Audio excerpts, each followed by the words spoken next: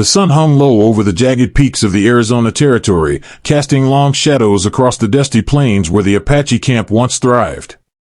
Nita, a fierce warrior woman of the Chiricahua Apache, had known freedom like the wind that swept through the canyons, untamed, relentless, bound to no one. But that freedom shattered 3 moons ago when the Bluecoats raided her village under the cover of a stormy night. They came with rifles blazing, horses thundering, and ropes that bound her wrists like serpents coiling around prey. She fought, her knife drawing blood from 2 soldiers before they overpowered her, dragging her away as her people's cries echoed into the darkness. Now, chained to a wooden post in the heart of Fort Defiance, Nita's spirit burned hotter than the desert sun. Her black hair, once adorned with eagle feathers, hung matted and tangled over her bronzed shoulders. Her eyes, sharp as obsidian, scanned the compound daily for any weakness in the guards' routines. The soldiers treated her like a trophy, a symbol of their conquest over the savages. They paraded her before visiting officers, mocking her in their guttural English, offering scraps of food that she spat back at their boots. But amid the cruelty, one man stood apart, Jack Harlan, the cowboy scout hired by the army to track Apache trails. Jack was no soldier. He wore a weathered Stetson, boots caked in red dust, and a Colt revolver slung low on his hip. His face, lined from years under the relentless sun, hid a past riddled with regrets. Born in Texas, he drifted west after the Civil War, seeking fortune in cattle drives and bounty hunting. But the army paid better for his skills in navigating the Badlands. He'd led the raid on Nita's village, his keen eye spotting the hidden paths that betrayed her people. Guilt gnawed at him like a coyote on bone. He'd seen the aftermath, women and children scattered, warriors slain. Nita's capture haunted him most. Her defiance in the face of defeat stirred something deep within, a reminder of his own lost kin during the war. Days turned to weeks as Jack observed her from afar. He brought her water when the guards forgot, slipping it through the bars of her makeshift cell under the guise of routine checks. At first, she snarled at him, her Apache words a venomous curse. "White devil," she spat, her voice low and guttural. But Jack persisted, learning fragments of her language from traded books and whispered conversations with captive scouts. "I'm not like them," he'd murmur in broken Apache, his blue eyes meeting hers without flinching. Nita laughed bitterly at first, but curiosity crept in. Why did this cowboy risk the lash for her? Was it pity, or something darker? One evening, as the fort's bugle called retreat, Jack approached her post. The chains rattled as she shifted, her muscles aching from the constant restraint. "Why do you come?" she demanded in English, her accent thick but clear. She'd picked up the tongue from traders long ago. Jack leaned against a nearby wagon, rolling a cigarette with steady hands. "Seen too much killin'. Ain't right, keeping a woman like this." He lit the smoke, the flame illuminating his scarred cheek. Nita studied him, sensing no lie in his words.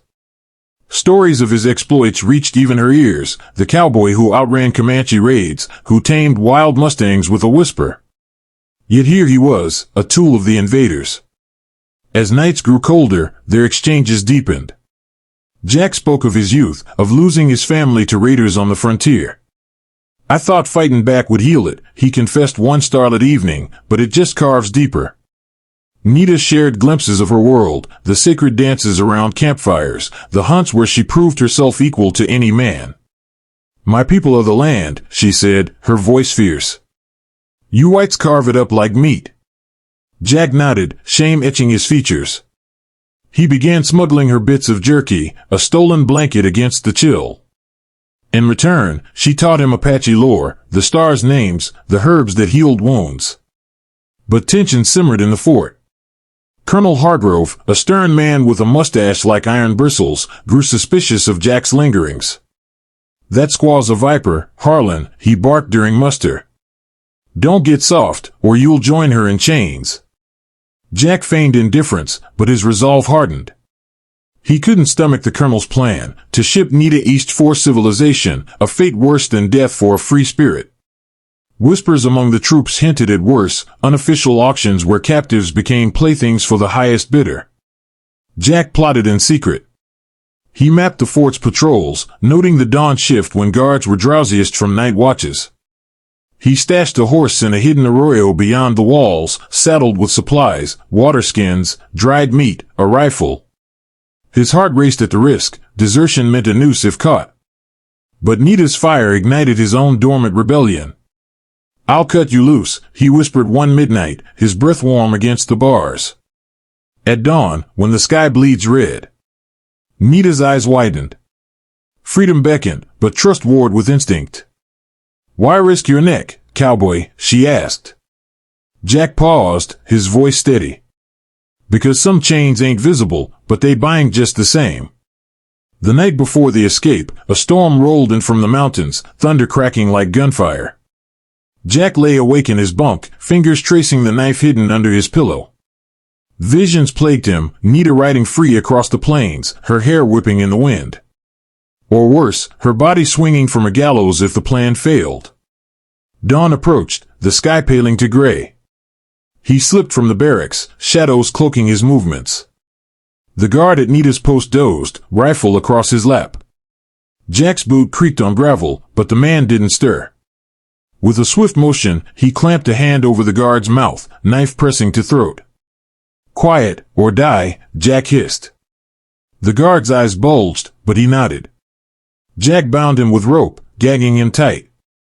Nita awoke to the sound of metal scraping metal. Jack knelt before her, bolt cutters, stolen from the smithy, biting through her chains. Link by link, they fell away, clinking softly on the dirt. Her wrists, raw and bruised, flexed free for the first time in months. She rubbed them, blood rushing back with a sting. The first rays of sun pierced the horizon, painting the sky in crimson hues. Jack stood, offering a hand. "Horse is waitin'. Ride west, to your people."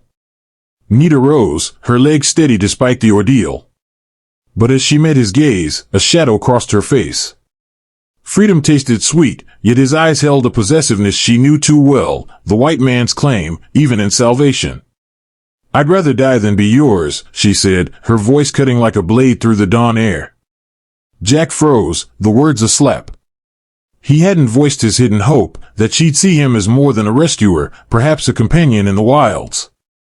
But Nita's spirit belonged to no man, least of all one tainted by her captor's blood. She turned, vanishing into the shadows toward the waiting horse, leaving Jack amid the fallen chains, the fort stirring to life behind him. The alarm blared moments later, bugles shrieking as soldiers scrambled. Jack drew his Colt, firing warning shots to cover her escape. Bullets whizzed past as he mounted his own steed, galloping after her trail, but not to pursue, only to draw the pursuit away. The chase thundered across the plains, dust clouds rising like smoke signals.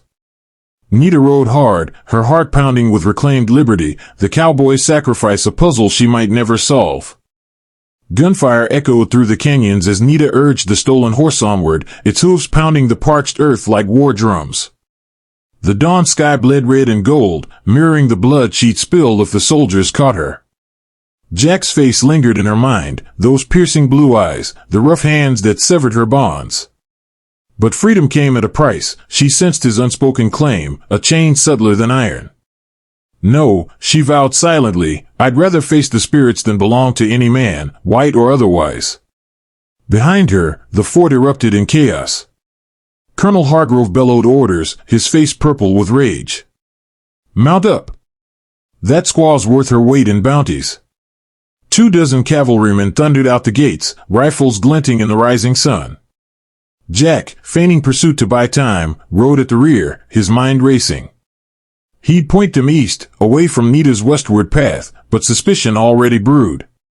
Sergeant Mills, a grizzled veteran with a vendetta against Indian lovers, eyed him sharply. "You were on watch last night, Harlan." Funny how she slipped away. Nita crested a ridge, glancing back. Dust plumes marked the hunter's advance. She knew these lands like her own veins, the hidden springs, the narrow defile where a single warrior could hold off an army. Ditching the horse in a thicket, she continued on foot, her moccasins silent on the rocks. She scavenged as she went, a sharp stone for a makeshift knife, yucca fibers for snares. Hunger gnawed, but adrenaline fueled her.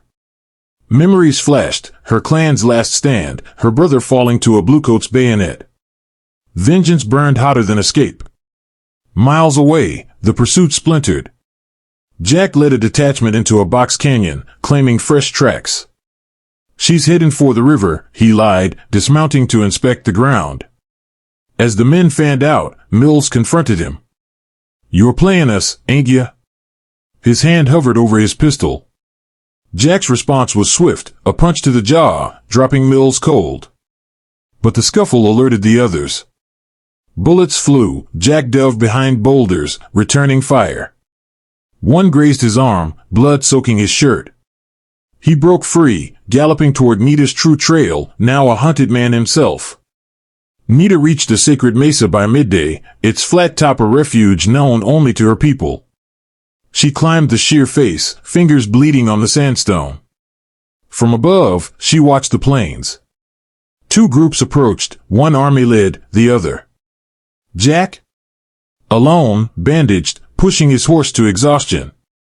Her heart twisted. Traitor or ally? She notched her stone knife, waiting. Jack arrived at dusk, his horse slathered in sweat.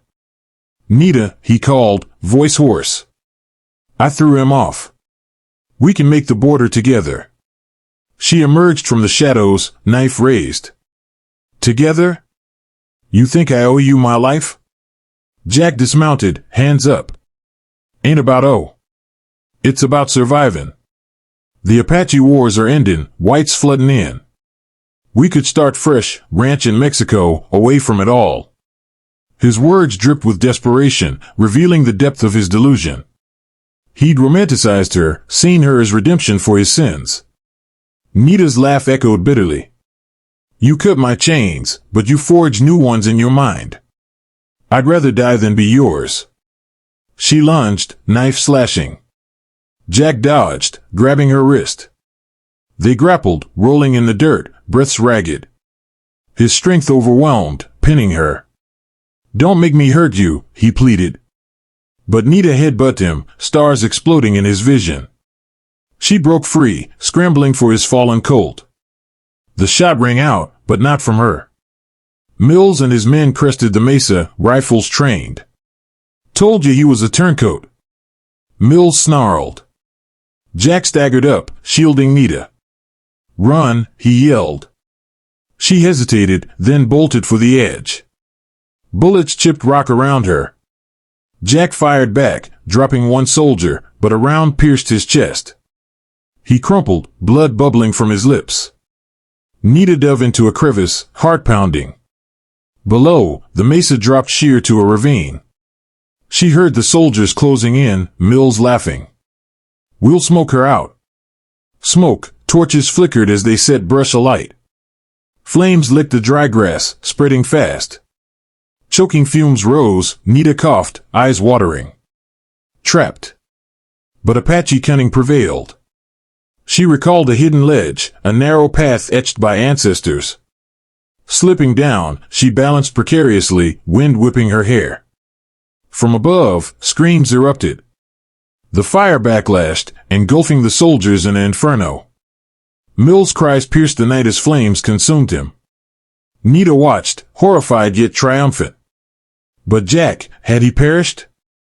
Creeping back up, she found the mesa a charnel house, bodies charred, the air reeking of burned flesh. Jack lay among them, chest heaving weakly. "Nita!" He gasped, eyes glazing. She knelt, knife in hand. "You freed me, but at what cost?" His hand clutched hers. "Worth it, for you." Rage and pity warred within her. This man, her liberator and would-be captor, dying in agony.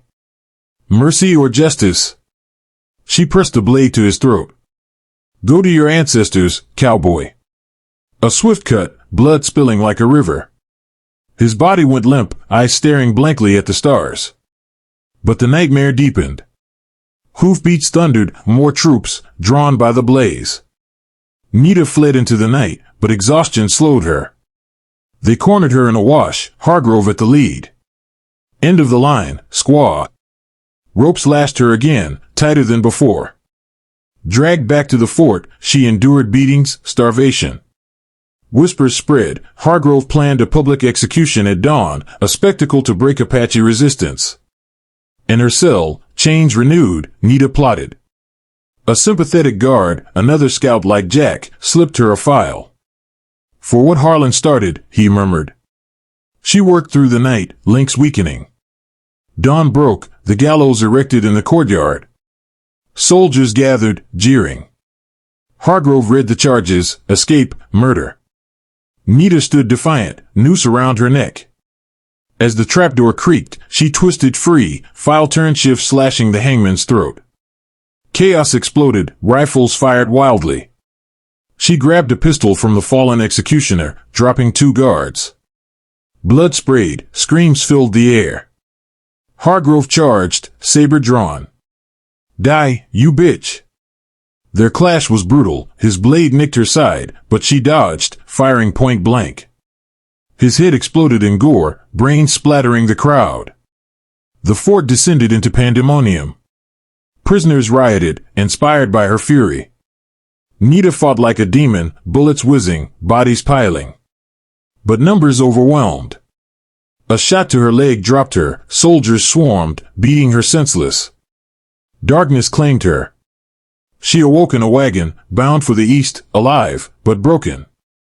No, not broken. In the rattling cage, she smiled through bloodied lips. Whispers of her rebellion would spread, igniting uprisings. The cowboy's ghost haunted her, his sacrifice, her refusal. Freedom's price was steep, but she'd pay it again. As the sun set on the horizon, Nita vowed silently, "I'd rather die than be anyone's." And in that vow, her spirit soared unbound. But the shock came at journey's end. In a dingy prison, a doctor examined her wounds. "You're with child," he said flatly. Nita's world shattered. Whose? Jack's, from a forced encounter she'd buried in her mind? Or earlier, in the raid's horrors? The child stirred within, a chain of flesh. Horror gripped her, raise it as Apache, or end it all. Suspense hung like a noose. Would she break, or forge a new warrior from this curse?